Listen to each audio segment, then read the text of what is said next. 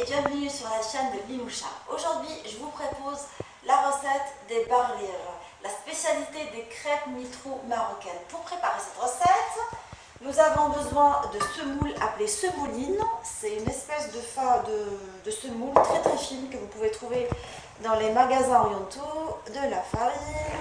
Je mets tous les ingrédients secs ensemble, de la levure chimique, du sel. Je mélange tout dans un saladier.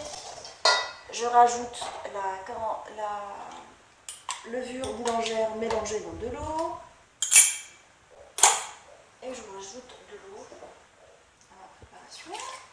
J'avais dit 75 millilitres, centilitres plutôt d'eau. Ça n'a rien à voir, centilitres, millilitres. Et je continue à mélanger.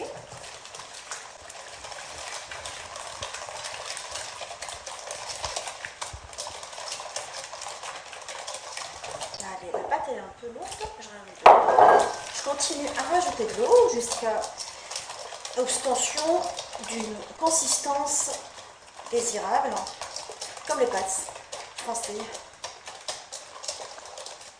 Je continue à rajouter de l'eau jusqu'à l'obtention d'une pâte à crêpes. Et là, je vais passer ma pâte à crêpes dans le mixeur. Transférer la pâte à crêpes dans un mixeur et là, je vais la mixer pendant 2 minutes jusqu'à ce qu'elle devienne mousseuse.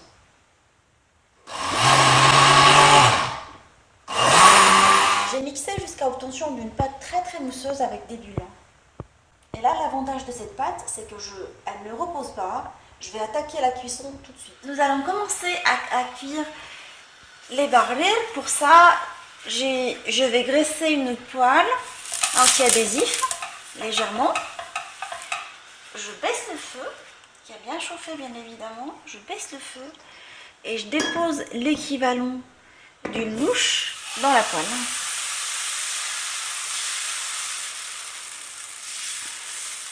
Je les aplatis pas pareil que les crêpes.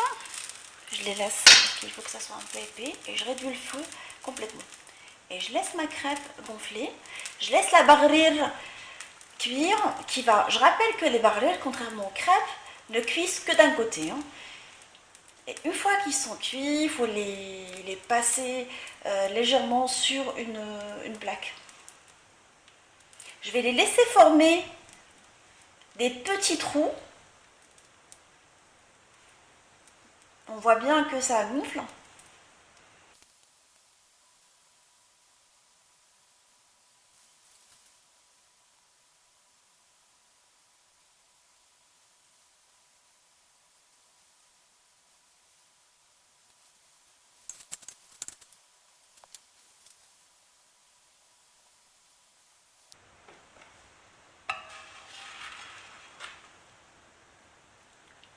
Je retire ma crêpe que je dépose sur une grille.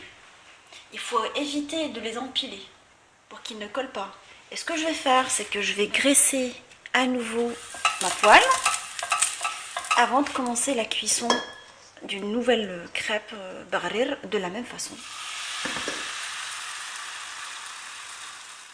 Mes barrir des crêpes marocaines mille-trous sont maintenant prêtes. Servez-les comme j'ai choisi d'une manière traditionnelle avec du beurre fondu et du miel. Je vous souhaite un bon appétit et retrouvez-moi sur ma chaîne. Abonnez-vous pour recevoir des nouvelles recettes.